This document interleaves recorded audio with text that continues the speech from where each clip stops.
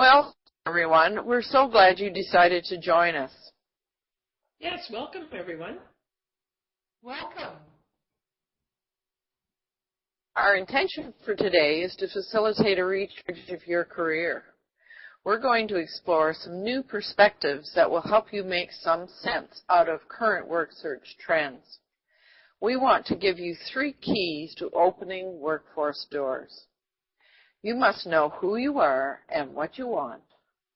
You must communicate that you are active and valuable, and you must communicate that you can embrace change. In this presentation, we will explore these 3 golden keys in a bit more detail. Hi, it's Dawn speaking, and it's my pleasure to introduce my colleague, Marilyn Henigman. Marilyn's an employment counselor here in our community, and she assists individuals in their work search processes. Her business is called searchwise.ca. Marilyn also teaches courses on job search for persons aged 45 plus and career explorations workshops at Camosun College and in our community. And this is Lowell Ann, and it's my pleasure to introduce my colleague, Dawn Shell. Her business is called Shelm Enterprises, and she helps people with career transitions right from that first job right through to retirement and beyond. And she's been an online counselor since 2006 through the Worldwide Therapy. And she also facilitates employment workshops within this community. Hello everybody, it's Marilyn speaking, and it's my pleasure to introduce my colleague Lolan Fulsang. Lolan's business is called Workstyle Lifestyle Consulting. Lolan coaches people who want to make their careers more fulfilling. She also coaches executives and solopreneurs who want to improve their performance. As well, she assists individuals in their job search processes as an employment counselor. All 3 of us have extensive career and job search backgrounds and education. If you're wondering how you're ever going to apply all the concepts that we're going to be presenting, we have a few suggestions. You can work with one of us individually, or if you find group work motivating, we have put together 3 Golden Keys webinars for you to choose from. The 3 webinars include The Quest, and The Quest is about finding and responding to opportunities that are right for you. The Connection is about new approaches for standing out from the crowd, cover letters, resumes, and more. And The Engagement is about interviews that will knock their socks off. Today, for the sake of this recording device, you're only seeing a PowerPoint presentation, but in our webinar workshops, you will have the opportunity to meet us face-to-face and to interact visually with us and with other workshop participants. At the end of this session, you'll be given a link to our schedules and registration information. So let's begin by exploring where you may be right now in your work search. Some common challenges that boomers experience include not knowing where to begin and feeling apprehensive about the whole work search process, not being sure what you really want in the way of work, not getting responses from companies, not getting results from interviews, experiencing ageism or stereotyping at times called. You may have some limitations such as health, disability, language, etc. You may be new to the community. Your skills may be outdated, particularly in the area of technology. You may be lacking some credentials, and you may be appearing as overqualified. Do you face any of these challenges yourself? And are there any other challenges that we haven't mentioned? Well, we plan on addressing these challenges in our upcoming series. Yes, we perceive some obstacles, but it's very important to remember that boomers also have a lot of strengths to offer the employer. Enthusiasm and motivation, lots of skills and experience. Time, now that the family's grown up, of course.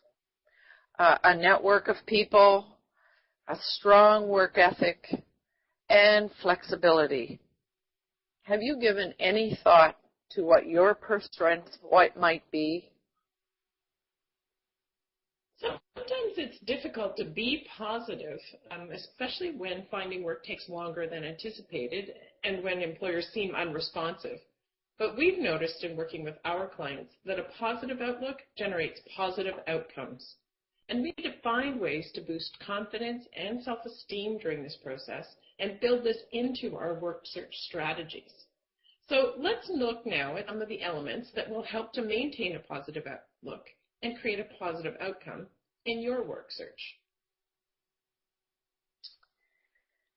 Why is the need for clarity important? Well, it's much easier to stay motivated and to plan when you know exactly where you're going. It's also much easier for others to help you. So it's important to be clear about what you have to offer, skills, qualities, knowledge, that is. And you want to consider all aspects of your life. Look for what is transferable to new lines of work that you might be seeking. And it's important for you to know what your definition of career success is. What gives you satisfaction in your work, in your life in general? Some examples might be service to community, working well with a team, achieving results. And you must be clear and be able to say specifically and succinctly what you want. An example here might be, I'm looking for office work that has some flexibility, part-time, afternoons, at around $20 an hour. Now we want to look at our thinking processes around job search, particularly your beliefs. What about your beliefs about aging?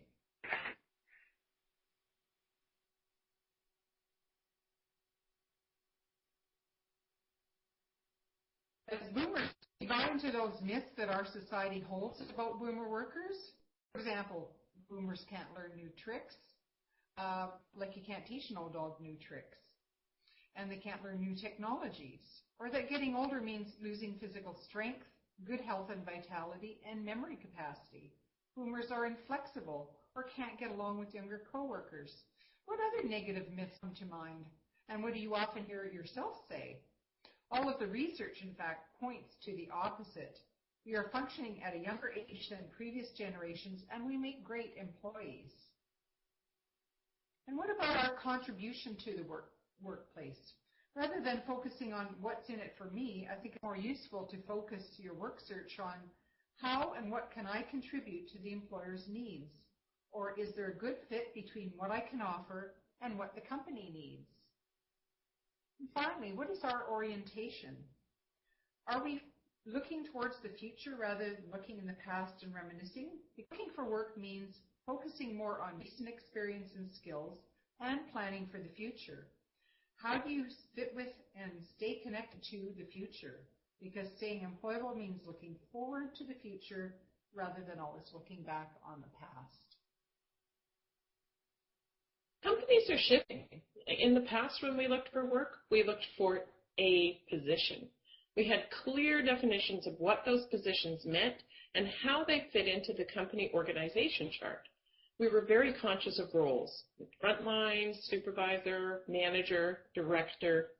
Well, today in this economy, organizations and companies are leaner and flatter, so that position and role is becoming less relevant. And there are many more variations too, such as work sharing, contracting, team projects, working from home, etc. So it works better to think in terms of skills that can be marketed to an employer with specific needs. Now, Lolan shares a story when she says, I told an interviewer I'm ready to do whatever needs doing for whomever needs it done. And she got the job. We can learn a lot from sales and marketing fields. Apply these concepts to our work search opportunities, looking for work. We need to think of ourselves as marketers and the product as ourselves. We are selling ourselves in a competitive market. We need to get comfortable with this idea, which is not always easy. Salespeople know that it's important not to take no personally, and that each no is a step towards the eventual yes. As work search marketers, what we need to be doing is planning, goal setting, reviewing, environmental scans, and lots of strategizing. Question for reflection: how would these concepts impact your work search, and what changes would you need to make? Well, do you look and act the part? Often employers fear that boomers are out of date and won't fit in with their younger staff. So we need to communicate that we are fit. So how do we do that? Well, here's a few things for you to think about. We want to have an energetic body language. And of course, this guy is a little over the top, but I think you get the idea. And certainly our overall fitness and health and mood and attitude has an effect on our body language. Headhunters have been heard to say, anyone who is jaded and cynical and struggles to get out of the interview chair will not be hired. And we need to pay attention to our general appearance. So Paula says, don't look old. So this means regular hairstyling, updating glasses and wardrobe, paying attention to our use of color, and all of these things must be up to date. And we must have a good elevator speech.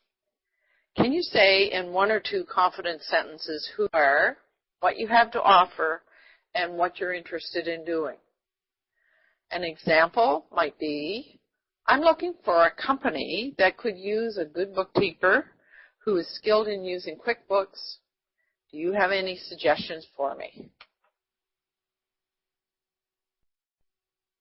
Finally, it's really, really important that you appear to be really organized. And the way that you do that is that you have business cards, that you have a very professional-looking business folder that contains copies of your resume. You make use of a day timer or a smartphone. It's very important for you to have all the information you need at your fingertips. Another way to communicate that you are with it is to pay close attention to your online presence. Have you ever Googled your name to see what comes up? Well, today, almost all employers will do so, so it's important that there are current and positive entries. Another way to use online is to network online for work. Using LinkedIn, Twitter, Facebook, Google+, we need to be very public about what it is that we need and we're looking for, because there's no shame in it. It's about the economy, but it's also about community. And finally, you can also use a blog to create a portfolio showing examples of your work. We call those e-portfolios. Now also, where to look. Well, what you are looking for will determine your approach. So as boomers, we need to expand the types of approaches that we use in work search. We know the traditional ways, and we should still use them as well, but we need to do more. So you could determine which companies in your community could use your skills. Visit their websites, their LinkedIn sites for opportunities and for information. Register with placement agencies. Post your resume on appropriate sites such as the ones we've listed here, thirdquarter.ca or HR50Day. And you can also set up job alerts to be emailed to you. And finally, make sure that you attend career fairs and business events. As boomers, we may have some concerns about our resume, being considered overqualified or having our age count against us. It is very important to address the specifics of the employer's posting and focus on this in your resume. There is no need to include all of your work history and experience, and there's never a need to be considered overqualified. Include a summary so the employer can scan for key details. Focus on recent experience of 10 to 15 years and summarize prior experience. Make sure you highlight the strengths of being a mature worker. Your cover letter is your marketing message and your chance to connect to the employer and position in a more personal way and encourage them to review your resume. Summarize how you meet each of the posting criteria. We will be covering the details of effective resumes and cover letters for boomers in our upcoming seminar called The Connection. Work search is all about making connections and building relationships.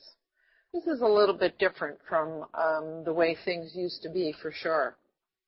But we do know that nearly all vacancies, up to 90% actually, are never advertised and are filled through networking and word of mouth. This means that you need to make sure that lots of people know you, know what you're looking for, and how they can assist you. Get out into the community and stay connected. Attend as many social and business events as you can. Information interviews are another form of networking. And in this case, you meet with various people inside of companies that you think might be able to use your services. Recently, we heard from a workshop participant that she had attended a business mixer event, handed out her personal business cards to a few business owners, and one of those cards got passed on to another employer who then contacted her and hired her. This happens all the time. How do 90% of people do their work search? Well, they do it through applying online to positions in which they don't know the employer and the employer doesn't know them. And yet, there's usually only about a 4% response rate to this type of application. That's a lot of work for a little response. As opportunity seekers, we need to thinking like the employer when it comes to our work search. We have to remember that the employer is often very busy, and so will take the easiest way. The first thing they'll do will be to look inside their own company. Is there someone that can be promoted from within? So a hint for you is to consider things like entry-level or volunteer positions, part-time or contract work, which would allow you then to be considered as an inside candidate. Next, they will ask around. They'll look for referrals from trusted employees and colleagues. So remember our comments about networking and try some informational interviews, cold calling, and just dropping off your resumes. If they still can't find anyone, they will go to a placement agency to do the searching for them. So certainly consider registering with one or more placement agencies. And as a last resort, they will place an ad for a vacancy, knowing they'll get hundreds of applications that will take up a lot of their time and resources. A hint for you, though, is when there is a position posted, make sure you apply in person whenever possible, even for posted ads. For a question for you is, how do you currently spend the greatest percentage of your job search time? Will this information change how you do your job search in the future, and how?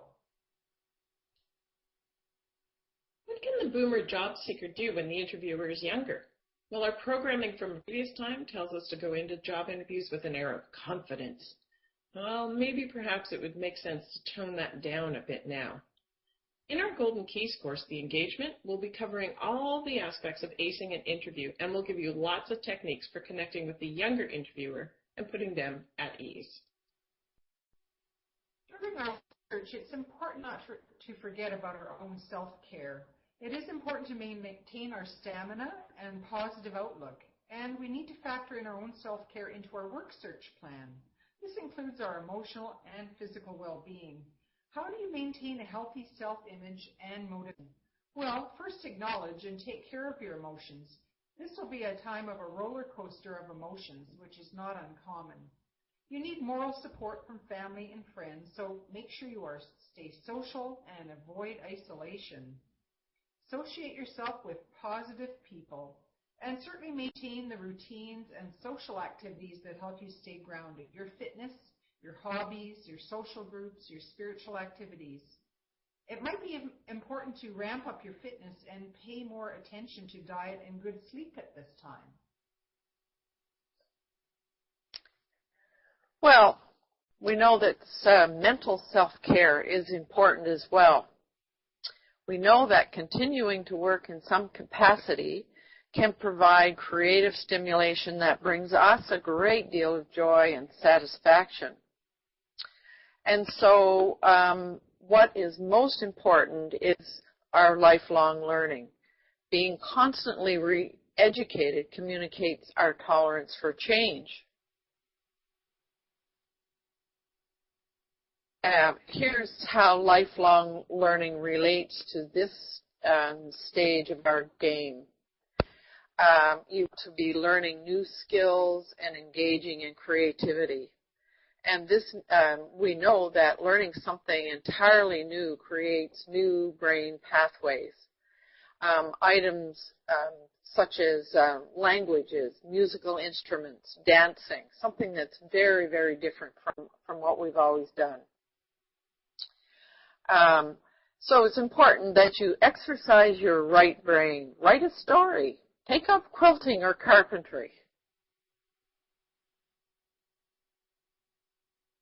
Being current with news, social trends, literature. We need to be paying attention to economic, political, and cultural and professional areas. We must stay in touch with what's going on in the world so that we can continue to contribute in the workplace. How many books, magazines, and newspapers do you read? And for what purpose? Entertainment or expansion? Is there a balance here? And of course, the same questions apply to our TV habits. And we need to pay attention to what we know and how we're keeping up with technology. We really need to know what the latest software and social networking tools are.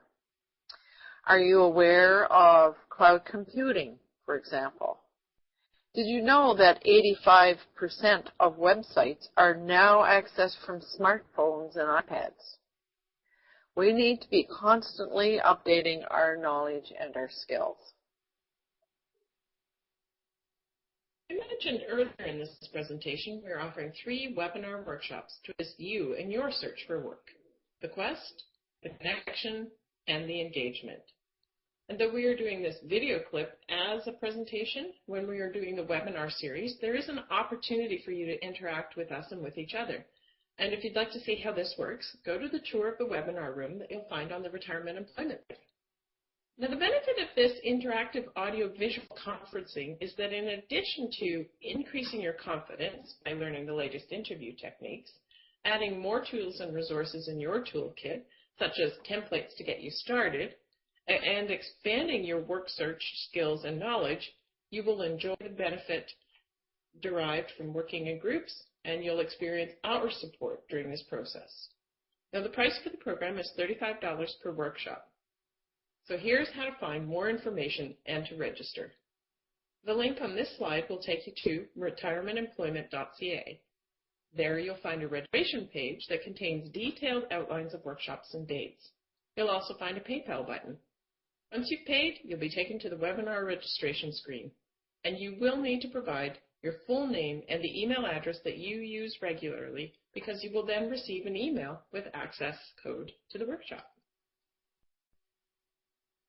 Well, folks, we are now at the end of this session, and we want to thank you for participating. We hope that we got you thinking and that you picked up some ideas that you can put into action right away. If you found this presentation helpful, please do share it with your network. This is Lola Ann signing off, and I hope we'll meet again soon in the webinar room. This is Dawn saying so long. And remember, we understand that work search can be tough, and we're here to help. And this is Marilyn with a final reminder to check us out on our website, retirementemployment.ca, for information about our upcoming workshops. Thanks, folks.